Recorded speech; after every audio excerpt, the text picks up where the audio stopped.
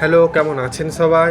আমার একটা নতুন ব্লগে আবার আপনাদের স্বাগত জানাচ্ছি। আজকে মায়াপুরে আমার দ্বিতীয় দিন, আর আজকে তো বাড়ি যাব, তাই সকালবেলা উঠেই আমি চলে এসেছি কিছু কেনাকাটা করতে। আর এখন বাজেও ভোর 5টা। আমাদের টিমের যারা আছে তারা অর্ধেকই চলে গেছে গঙ্গাচান করতে, আর আমি এসেছি একটু ঘোরাঘুরি করতে। আর এই ভেতরে হচ্ছে কৃষ্ণ নাম, যদিও বা আমি ভাবছিলাম আরতি দেখবো, 4:30টার সময় হয়, কিন্তু উঠতে পারিনি, যার জন্য ওটা ভাগ্যে ছিল না। আর স্পেশালি যার জন্য আমার আশা, সেটা হচ্ছে এখানকার স্পেশাল যে গন্ধওয়ালা ধূপটা, সেটা আমার নেওয়ার ছিল, যার জন্যই এত সকাল সকাল আমি এসেছি। আর আজকে তো বাড়ি চলে যাচ্ছি, আর না নিয়ে গেলে হবেও না। তো এখানে ধূপ নিয়ে নিয়েছি, আর নিয়েছি চন্দনের পাউডারটা।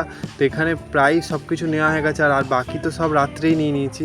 আর আজকে ওয়েদারটাও খুব সুন্দর ছিল। আর মন্দির থেকে বেরোতে বেরোতে আমার বেজে গেছিলো 6:30টার মতন। আর এখন চলে এসেছি গঙ্গায় চান করতে, কারণ মায়াপুর নবদ্বীপ এলে গঙ্গায় যদি না চান করি তাহলে আর কি করলাম।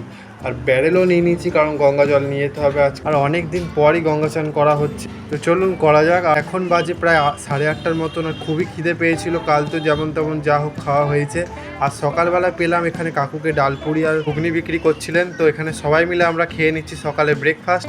তারপরে আমরা হোটেল ছেড়ে দিয়েছি 11টা নাগাদ, বেরিয়ে পড়েছি বাড়ি যাওয়ার উদ্দেশ্যে।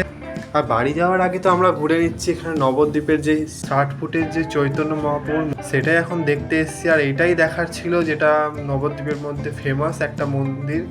তো এখানে ঢুকছে এখন গুহার মধ্যে দিয়ে, আর সত্যি খুব ইন্টারেস্টিং লাগছে ভেতরে কি হবে। প্রথমবার এটা দেখার জন্য যাচ্ছি। আর ভেতরে এন্ট্রি করার জন্য 10 টাকা নিয়েছে টিকিট। সত্যি অনেক বড় মূর্তিটা ছিল, কিন্তু মূর্তিটা কিসের ছিল এটা আমার একটা প্রশ্ন জাগছিল মনে, যে এটা মূর্তিটা আসলে কিসের ছিল। আর উপরে একটা ছাতা লাগানো আছে যাতে রোদ না লাগে। তারপরে ভেতরে ভেতরে ঢুকতে ঢুকতে আবার পেল এখানে রাধাকৃষ্ণর অনেক রকমের মূর্তি।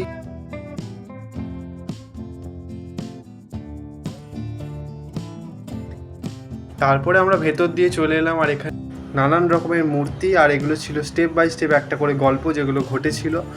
সত্যি খুবই ইন্টারেস্টিং জায়গা, আর এখানে অনেক রকমের দেখার বিষয় আছে।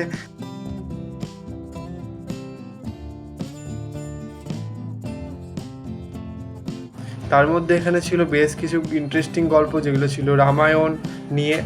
এখানে ছিল সীতাহরণ, লাস্টে ছিল এখানে রাধাকৃষ্ণের মূর্তি, যেটা ছিল খুবই সুন্দর। এখানে সবকটা রাধাকৃষ্ণের মূর্তি খুব সুন্দর, আর সাজানো হয়েছে খুব দারুণভাবে।